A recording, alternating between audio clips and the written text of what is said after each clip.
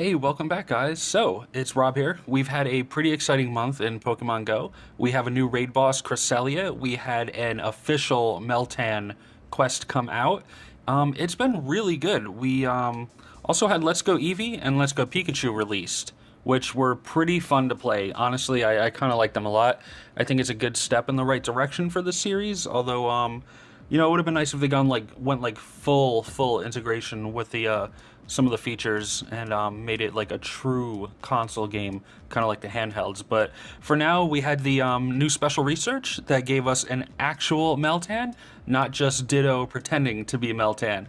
So it was pretty cool. We finally got our hands on that. As the quest starts, Professor Willow for the first day, his lines were gone. He just kind of had file names as his sentences. So where the dialogue was supposed to be in it, we just have Quest Dialogue 1, Quest Dialogue 2, Quest Dialogue 3. So that was a little weird right off the bat. But thankfully, the page that tells you what you need to do for him was working just fine. Like, here we go. Spin 5 Pokestops of gyms, catch 10 Pokemon, transfer 5 Pokemon. Easy enough. We're not going to go through showing every single thing we did for all these steps in here because they're all pretty self-explanatory and the video's long enough as it is. You know, no one needs to see us catch everything, spin stops, do this, do that. But I hope you enjoy, though, because this was a really fun event, and I can't wait for the next one already. Hi, it's me, Nikki, reading some of the Let's Go Meltan quest, which is completed 2 out of 9. We got the Stardust, the Lucky Eggs, and the Fast TM. Let's see, Cantus. Professor Oak call, he pulled through. He says that Pokemon is called Meltan. I think the name has a nice ring to it.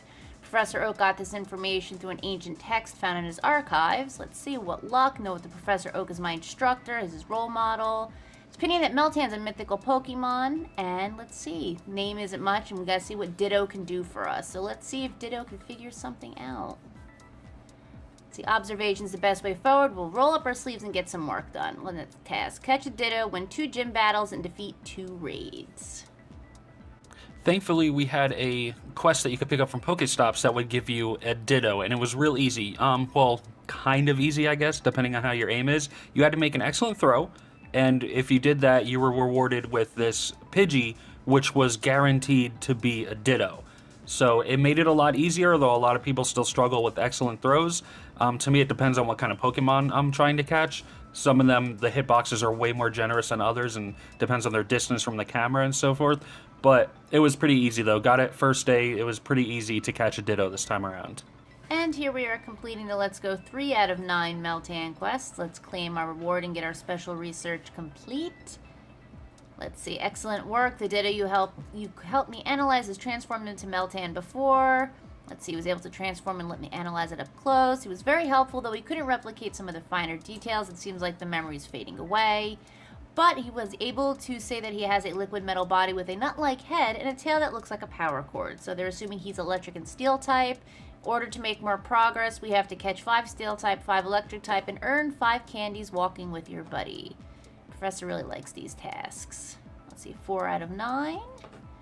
And oh look, they're magically completed. Let's claim our rewards. 1, 2, and 3. We'll get our Stardust, our 5 Pine-Up Berries, and our 5 rare candies, which are rare enough as is. And let's see, great news. All the data, we were able to make a detailed study. Ditto can use Transform one more time, was able to figure out that it was, let's see, it's a steel type. We got behavioral patterns, Ditto's behavior, Meltan simulating metal by touching metal objects. Of course he's a steel type, he's a little nut for a head. Let's see, study more Pokemon that have similar characteristics. So now we have to do, let's see, Pokemon with fluid body surfaces and stomach acid strong enough to melt metals. Think of a couple of those. Okay, let's see. One more thing. Oak is studying a Ditto in his own lab that was able to transform into Meltan. So now they're going to do parallel research. And let's see. Let's circle back to the latest development. More tasks. Yay! Evolve a Grimer, catch 5 Slugma or Gulpin, and make 20 great throws. And poof, like that, they're finished. Let's see. 5,000 Stardust, 5 lures, and then we have some balls. Yes, great balls. Let's see, Nick of Time, careful study of Ditto, sent him in the small amount of documented Meltan encounters to Professor Oak. Let's see, he may have split from a Pokemon named Melmetal, which is recorded even less than Meltan. Yay, more research. Let's see. He could apparently divide into multiple independent Pokemon, which explains why there was a simultaneous appearance of so many Ditto disguised as Meltan. Yep, my little squishy nut. October, let's see. Professor Oak and I have made Meltan reform into Melmetal, because Meltan have similar bodies, and we are going to be researching some more Pokemon, because we need to figure out which one can split into several types. We have Magnemite, Catch, 5 Execute, and Battle in 10 Raids.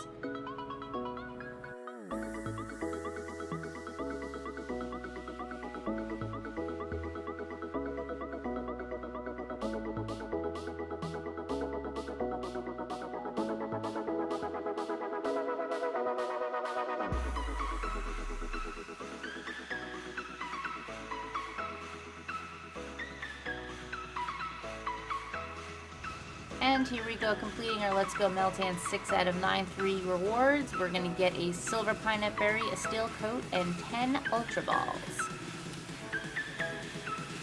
Let's see. We're impressed. Data has just arrived, finished putting the pieces of the evidence together to learn Melmetal's place in history. Let's see. According to these records, Melmetal was once regarded as a sacred being in a secluded community, and he was rich with magnetite-bearing sedentary. People there have developed ways to make unique tools out of metal shed by Melmetal. Without such metal, they couldn't have made these tools. It's interesting. We need to find out more about the Pokemon that can wield tools. So we have to catch a Drowsy, evolve a Cubone, and evolve a Scyther.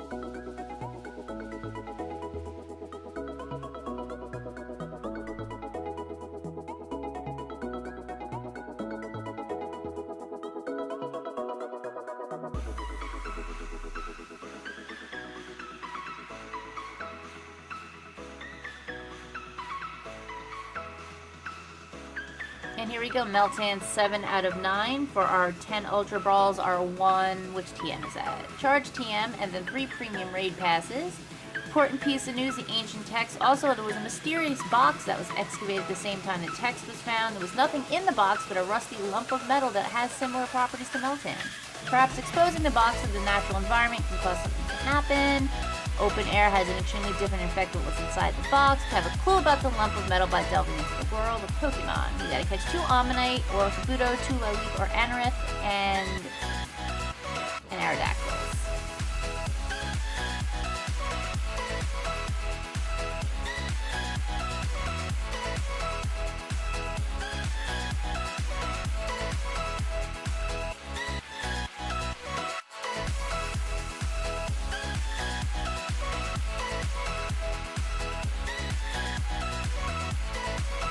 And there you have it. Step 8 out of 9 is done. And of course, step 9 is just to catch Meltan, which, you know, it's pretty fun. I really like these special researches that we get.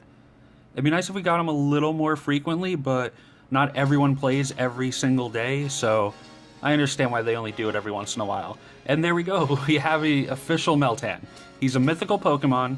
I don't believe you can trade him right now except to Let's Go Eevee and Let's Go Pikachu. You could definitely trade him into there. And you need a ton of candy to evolve this little guy. There we go, caught him, yay! He's so cool. He's a very unique looking Pokemon. He looks like Ditto just got into someone's, you know, spare parts box. And there we go, 433 was my first one from this quest. But you notice that that was not my Pokedex entry. That's because I got the Pokedex entry one from the mystery box from Let's Go Eevee that I have. And, you know, that's it. It's kind of sad finishing up these quests in the special researches, but they're fun, though. They're really fun. I always look forward to the next one, and I can't wait to see what we get next. And I thought it was pretty cool this time around that we actually got one that hasn't been released yet in any game. So it's kind of weird that we got its first debut out of Pokemon Go. But it was a lot of fun. I absolutely enjoyed it, and now we begin the very, very long grind to get 400 candy to evolve this guy. And here we go. This is the mystery box now. This is what you get for transferring a Pokemon to your Switch with Let's Go Eevee and Let's Go Pikachu. You get this box, and what it does is once you open it, you can open it once a week, You get 30 minutes, and for 30 minutes, it will spawn nothing but Meltan around you. You get one every, it's probably like every minute and a half, 2 minutes, something like that. And it's really cool. They're super tiny. If you're not looking close, you're going to miss it. And there we go. There's a little Meltan. You get them for half an hour, so you got to make sure that you are prepared to sit down and just stare at your screen the whole time. You're not going to totally notice when they pop up if you're watching TV or doing something else. But it's really cool, though. I like the way they did this. And you have got to make sure that you pine-app them. The first one, you know, go ahead, use a golden... I'm not sure if they could run or not, but I didn't risk it. Nikki actually lost a couple while she was trying to take AR photos, and the game froze up, so I don't recommend that. And there we go. That was my first official one, my Pokedex entry Meltan. And then here we go with some bonus content. I was absolutely stunned to see that come out. So shocked. Was not expecting it. I saw a lot of people in our local area have been getting these for weeks, and I finally hatched one. And then here we go. First Weasel raid. This guy's kind of cool. It's a little sad that he's not out in the wild. Not one of my favorite Pokemon, but definitely a cool one. But it's definitely enough to get me out looking for raids every single morning trying to find one of these guys. We've got a whole bunch of bonus clips coming up since the Meltan quest is over, including our Cresselia raid, so definitely keep watching.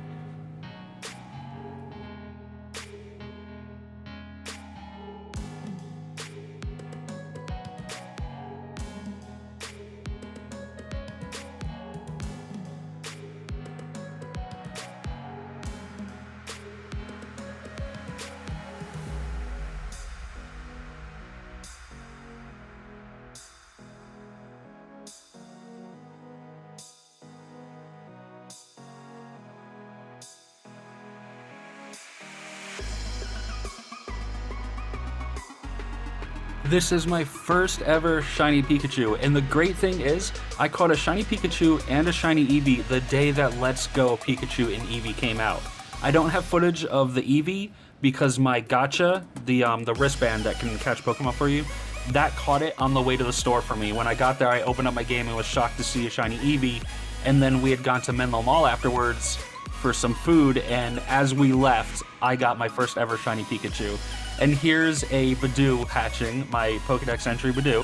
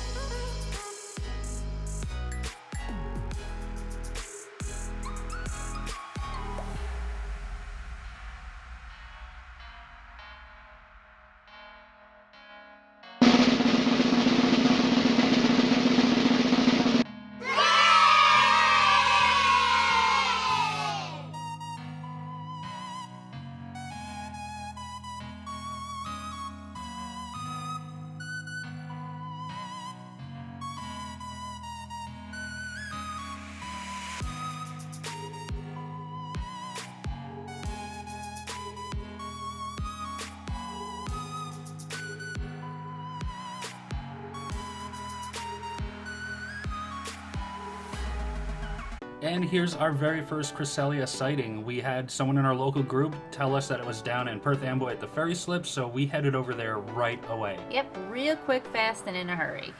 That, and considering none of the other raids were anything good, we definitely wanted to get our hands on this one as soon as possible. I don't think there were any other raids. That was the problem. So we shot over there right away. We couldn't find anything going on that day. Everyone was just waiting for Cresselia. I guess they didn't want to pop any other eggs. Yeah, a lot of the other previous raids we had heard about up until then were all Giratina, and then finally someone was like, oh hey, there's a Cresselia raid. Yeah, it was Giratina and then nothing, and then all of a sudden the Cresselias started popping. They were all over the place. And I believe everyone's team was pretty much...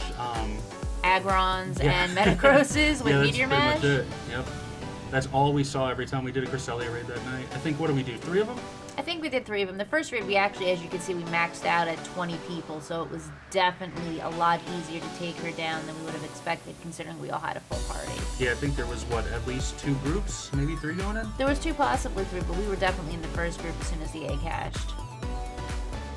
It was a lot of fun, though. She is gorgeous looking.